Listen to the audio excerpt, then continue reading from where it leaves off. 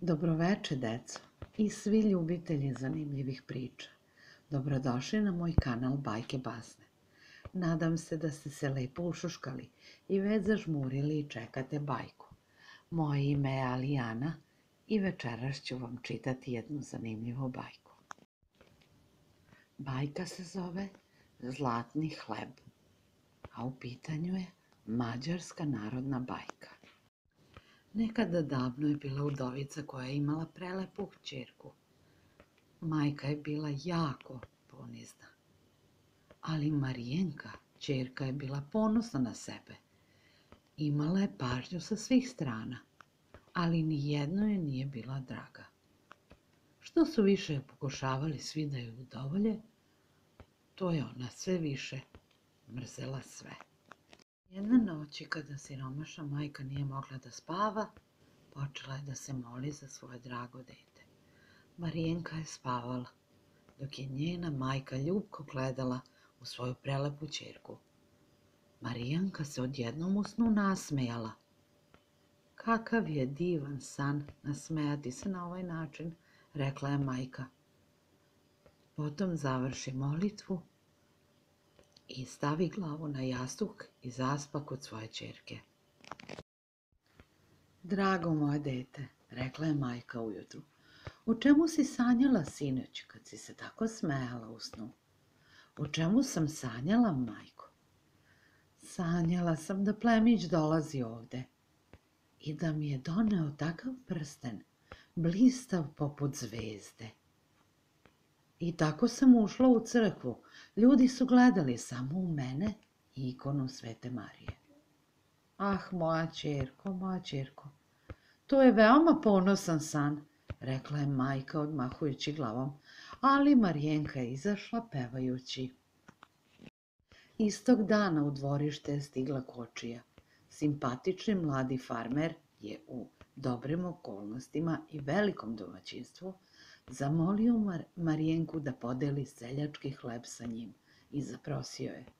Majka je bila zadovoljna uljudnim čovekom, ali ponosna Marijenka ga je odbila rekavši: I da treba da uđeš u bakar i staviš prsten na moj prst, postavljen kamenom koji je blistao poput zvezde, ne bih te smatrala mužem, ponosno reče Marijenka.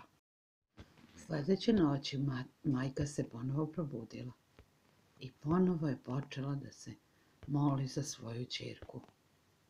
Marijenka se ponovo nasmejala dok je spavala.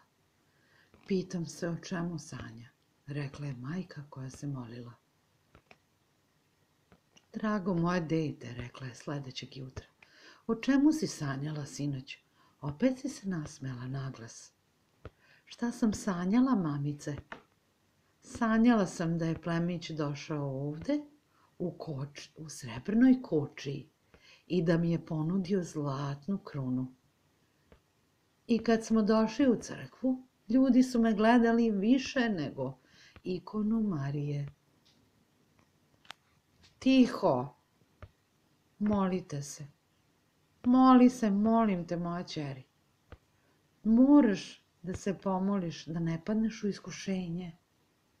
Ali Marijenka je pobegla da bi izbegla propoved svoje majke. Istog dana kočija je ušla u dvorište. Mladi gospodar došao je zamoliti Marijenku da podeli plemićki hleb s njim. Velika je čast, rekla je majka. Iako biste trebali doći u srebrnom kočiji, rekla je Marijenka, i trebalo bi da mi ponudite zlatnu krunu, ne bih vas imala za muža. Čuvaj se, dete moje, rekla je siromašna majka. Ponos je veoma opasan. Majke nikad ne znaju šta govore, pomislila je Marijenka, a onda je izašla slegnuši ramenima. Treće noći majka nije mogla zaspati. Dok je ležala budna, molila se za svoju ćerku. Marijenka je prasnula od smeha. Oh, rekla je majka, šta sad može nesrećno dete sanjati? I nastavila je da se moli do podneva. Moje drago dete, rekla je, o čemu si sanjala? Bićeš opet ljuta ako ti kažem, odgovori Marijenka. Ne, odgovori. Molim te, kaži mi. Sanjala sam da će me plemićki gospodar sa veoma mnogo kočija pitati za brak. Bio je u zlatnim kočijama i doneo mi je haljinu od zlata. I kad sam ušla u crkvu, ljudi nisu gledali nikog osim mene. Majka je stisnula ruke. Marijenka je skočila iz kreveta i potrčala u susrednu sobu, izbegavajući predavanje koje je bilo naporno. Istog dana došle su 3 kočije u dvorište. Jedna od bakra, jedna od srebra, jedna od zlata. Prvu kočiju su vukla 2 konja, drugu 4, a treću 8. Svi su bili okovani zlatom i biserima, od bakra i srebra. Zatim je izašao zgodan plemić, sav obučen u zlato. Ušao je u kuću i spustio se na koleno, zamolio majku za ruku svoje kćeri. Kakva čast, pomislila je. Moj san se ostvario, rekla je Marijenka. Vidiš, majko, da sam kao i obično bila u pravu, a ti nisi bila u pravu. Gospodar je izvadio prsten sa kamenom blistavim poput zvezda i predstavio joj zlatnu dijademu i haljinu od zlatne čipke. Ponosna devojka potrča u svoju sobu da se presvuče za ceremoniju, dok je majka još uvek zabrinuta, rekla mladencima. Kakav ti hleb nudiš moje ćerki? Među nama, rekao je, hleb je od bakra, srebra i zlata. Da li je to dovoljno dobar izbor? Šta ovo znači, pomislila je majka. Ali Marijenka nije imala strpljenja, vratila se lepa kao sunce. Uzela ruku svoje ljubavi i uputila se u crkvu, ne pitajući majčin blagoslov. Siromašna žena ostade da se moli na pragu. A kad se Marijenka vratila i ušla u kočiju, nije se ni ukrenula da pogleda majku ili da se oprosti od nje.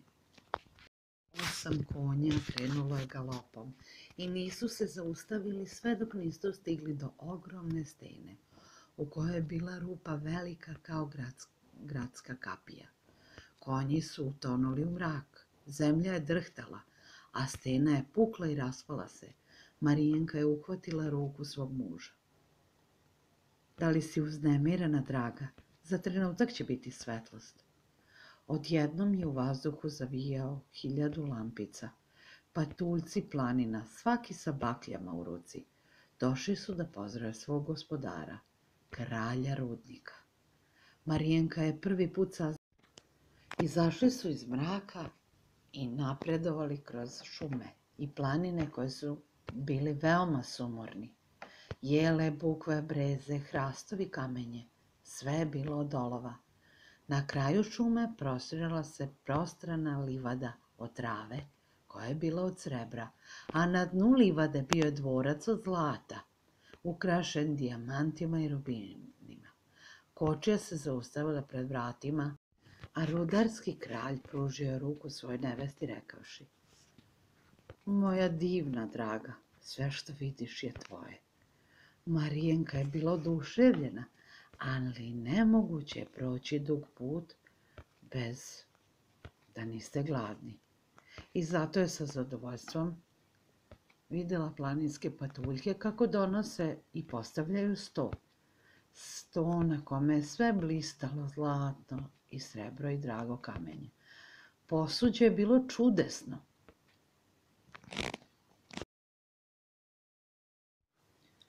Sve je bilo od smaragda i pečenje od zlata na srebrnim salvetama. Sve je bilo divno, osim mlade, koja moli svog muža za malo hleba. Donesite bakarni hleb, reče kralj rudnika. Marijenka ga nije mogla jesti. Donesite srebrni hleb, rekao je. Marijenka ni to nije mogla pojesti. Donesite zlatni hleb, rekao je on. Marijenka nije mogla pojesti zlatni hleb. Moja dušo, rekao je kralj, veoma mi je žao, ali šta da vam ponudim? Nemam drugog hleba. Marijenka je bila u čudu. Njen muž se nasmejao na sav glas. Srce mu je bilo od metala, poput njegovog kraljevstva. Plačite ako želite, povikao je. Ono što ste želeli, jedite hleb koji ste izabrali. Tako je bogata Marijenka živela u svom dvorcu, umirujući od gladi i tražeći u korenu sva mučenja koja su je prožimala. Boga je molila za oproštaj i stalno se molila. 3 dana u godini, dani kada se zemaljska polovina otvori da primi plodnu kišu koju je poslao Gospod.